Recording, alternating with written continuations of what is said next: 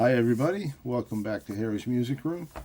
I'm going to do a video for the Vinyl Tag 2025 being started by PRETTYGREENVINYLGUY. I'll put a link below to his original video so you can check it out. He has 20 questions that he wants us to answer for the upcoming year. First one is, what was your best purchase of 2024? And that can be either a used record or a new record. For me, it was Crosby, Stills and Nash, this reissue. The sound on this is absolutely fabulous. This particular one is on sea blue vinyl. But if you look at this picture, you see they're all smiling and all laughing. Well, on the original album, they used a different photo. And when this first came out, you could get this record with either picture. But there you have the two different pictures. So that was my best pickup for 2024. I love Crosby, Stills and Nash. I'm a huge David Crosby fan, and I have everything, literally everything they've done. So next question. 50 years later, what's the best album from 1974? Well, for me, that was easy. Pretzel Logic, great album. I love it. I like everything Steely Dan has done, but Pretzel Logic may be my favorite album. And then next question, an album that defines a genre. I had to think about this for a while, but I think kind of blue. When you think jazz, you think Miles Davis, Kind of Blue. So for me, this was a pretty easy choice, really. And then, what is the best band from your home country? Obviously, I'm from the U.S. Everybody who knows me. This is a tough question. There's a lot of good American bands. I could have said Tom Petty. I could have said The Doors. But I think one of the bands that maybe they weren't as influential, but they wrote, well, he wrote so many classic songs. And for me, that's Creedence Clearwater Revival. My favorite album is Green River. And really, until they did Mardi Gras, they never did a bad song. And of course, Mardi Gras, you probably all know the story on that. The rest of the band members were jealous. Well, why? How come we're not doing any of our songs? So John said, go ahead, write some songs. Let's do them. It was a horrible album. Next one, number 5. An artist that I miss dearly. And anybody that knows me knows it's going to be John Lennon. You just kind of imagine what would he have done if he had still been around, and what kind of music would he be doing. But I miss John all the time. Really, I really do. Sad, just sad. Okay, next up. Best live album in your collection. There's a lot of good live albums, but I'm going with the music I grew up with. There's good live albums that came out later, but the ones I heard when I was in high school, there's 2 of them. I couldn't pick. I actually tried to flip a coin. It landed on the edge. So I'm going to show you both of them. Grand Funk live album. What a fantastic, fantastic live recording. I cannot recommend this enough. And then the other live album that I just love from when I was in high school, The Doors, Absolutely Live. And for me, this is their best live album. There's a bunch of them out there, I know. But because I grew up with this and I listened to it over and over and over, this is tied with Grand Funk for the best live album in my collection. Next, your partner just dumped you. What album are you putting on? Well, there's 2 ways to look at that. Are you putting on a feel-good, happy, yeah, she's gone, yeah? Or are you putting on a, oh, wow, she's gone? I'm going to go with She's Gone. And I'm going to pick what I think is one of the great relationships over albums. That, because you know, there's nothing better to make a great album than to feel lost love. And for me, Bruce Springsteen's Tunnel of Love. Wow. I mean, there's no doubt that he was heartbroken and going through a lot of stuff when he wrote these songs. Tougher Than the Rest, Spare Parts, Cautious Man, Two Faces Have I, when I look in, you know, Brilliant Disguise, When You're Alone, and Valentine's Day. This is a somber album, but it's a great album. In my opinion, maybe his second or third best album. And next, the best sounding drums on an album. And I remember doing a live stream once with Michael 45, and we were both talking about this same album, and at the same time we both said, and the drums, you know. And that is, he's probably changed his mind now that Mobile Fidelity has gone through some changes. But I got to go with Iron Butterfly In-A-Gadda-Da-Vida. The drums on here are incredible. Just amazing. And this is the, of course, this is the Mobile Fidelity original master. Wow. It's basically all of side one, and half of side one is the drums. Let's see, next one. My favorite artist who is a member of two or more bands. Well, I'm not at the same time. I mean, and then you could say a few of these. You could say maybe Michael McDonald, but I'm going to go with Neil Young, because Neil was a solo artist, Buffalo Springfield, Crosby, Stills, Nash, and Young, although I'll argue to the death that he was never a part of that band. His name was put on there, but he was never a band member. Kind of showed up when he wanted to, did what he wanted to, and left. So I'm going to go with Neil Young. And this could have easily have been another one of my favorite live albums. But I think this one and Zuma would be my favorite Neil Young albums. And then next, Beatles or Stones? Really? Really? Okay. Beatles all the way. This is a third state stereo butcher cover, and if you saw my Beatle collection, you would understand. I love the Stones. Don't get me wrong, but I'm a Beatles guy all the way. So you found a bag of weed, and what are you going to listen to? I put a lot of thought into this. I didn't want to go with the obvious, which I think would be Dark Side of the Moon. But I kept coming back to Pink Floyd, and I kept coming back to probably my favorite Pink Floyd album, Metal. I love this album. And supposedly this is the inside of someone's ear, looking in at the eardrum. But this is my copy on Harvest, and this is just a fantastic album. Put the headphones on, turn the lights down low. Great album. Okay, next. An album from the 1980s that I still listen to. And that's going to be Joshua Tree. Not a bad song on this.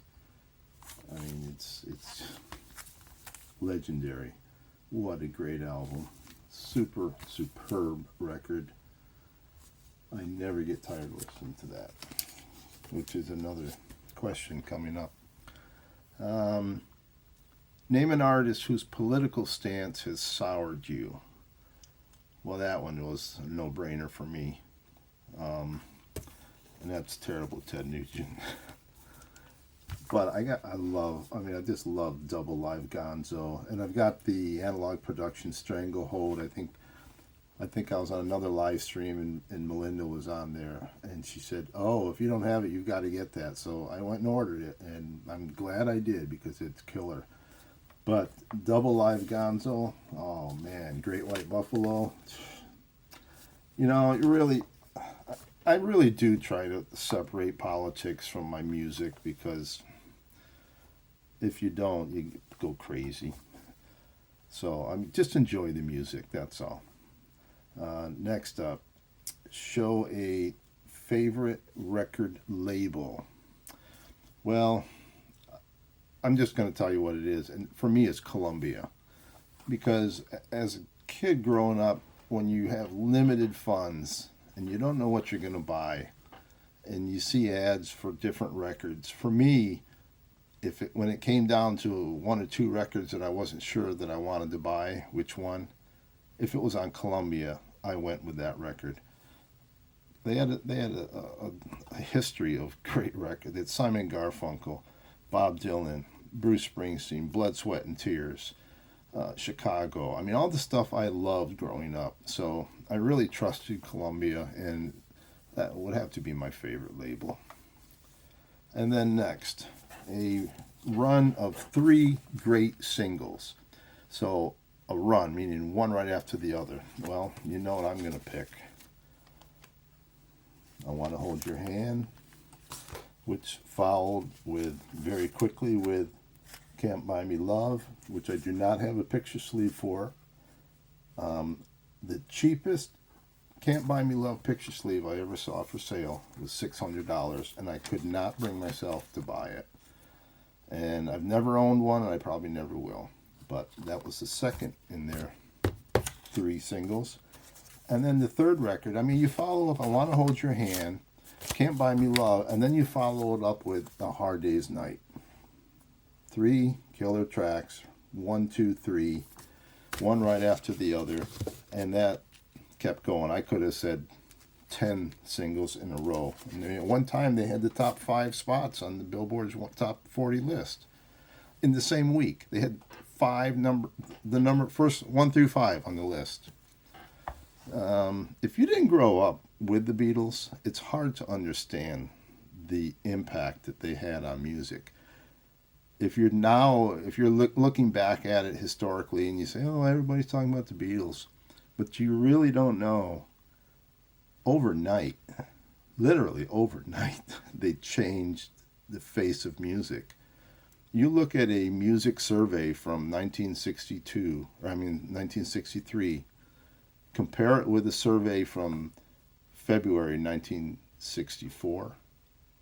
Oh, all those teen idols are gone. They're just gone. And it was nothing but the British invasion and everybody in America that wanted to buy a guitar and become a rock star. They changed things overnight. It changed my life. Okay. Show a record store day purchase that you actually consistently listen to. I buy a lot of record store day, I did. I haven't bought it so much in the last 2. But for me, it would be Yes, Time and a Word. This is my favorite Yes album. Never get tired of playing this one. And this is my original copy of it. So, I even had this on 8-track when it first came out. So that's my record store day record that I play a lot. And then next, if you can be reincarnated as any artist, dead or alive, who would it be? There's a lot of obvious choices, but I picked somebody that you guys probably don't even know, never heard of, but you should. His name is Robbie Fulks. And the reason I pick Robbie is he is an incredible guitar player. And I wish I could play guitar like that. Oh my goodness, I really do. I mean, this guy is just amazing. And he's a brilliant songwriter. Funny guy. Great voice. I've seen him maybe a dozen times live. I never miss a show. But this was actually nominated for a Grammy, although he did not win. If you ever get a chance to see Robbie, go see him. And if nothing else, check him out on YouTube, some of his. Check out a song called Cigarette State if you want to see one great guitar picker. Alabama's grand, the state, not the band. That's in the song Cigarette State. And then what are the best 3 lines in a song? Wow. For me, I would say it would be Bob Seger's Hollywood Nights. And the line in that song that really gets me are, let's see if I can find it. She looked at him with those soft eyes so innocent and blue. He knew right then he was too far from home. He was too far from home. I just always loved that line. He was just a Midwestern boy on his own. He took one look in those eyes and he knew he was too far from home. And then next, an album you never get tired of. Well, I've already mentioned a couple of them. But another one that I truly, truly never, ever get tired of, I've been listening to this since probably 73, and that is Badfinger, Magic Christian Music. This is basically songs that they did when they were known as the Ivies, when they first got signed to Apple Records, and then they changed their name, because I think John had a song called Badfinger Boogie, and he suggested the name Badfinger for him, if I heard the story right. But this is a great record, and this is a special UK pressing that comes with an additional 12-inch single that has 2 more songs. It has Storm in a Teacup and Arthur. But if you've never heard this and you're a Badfinger fan, by all means listen to this. And then the last question, what is your favorite VC channel? I guess technically, I guess it's a VC channel. I mean, he doesn't go up on live streams. He doesn't go up and talk with music collectors normally, but this guy goes into not just albums, but he goes into a band history in great detail. And I'm talking about Matt over at Pop Go the 60s. I love his channel. He's probably the only guy that I literally watch every minute of every video he puts up, because I always learn something. He goes into deep detail on all the bands from the 60s and some from the 70s, bands I grew up with. But I always learn something. Great channel, and I really highly recommend you check him out.